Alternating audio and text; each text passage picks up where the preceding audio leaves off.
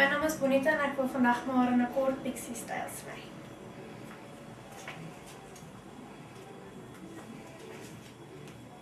Ons doen ons eers die lang stukke hare af, droog en dan spuit ons dit weer nat.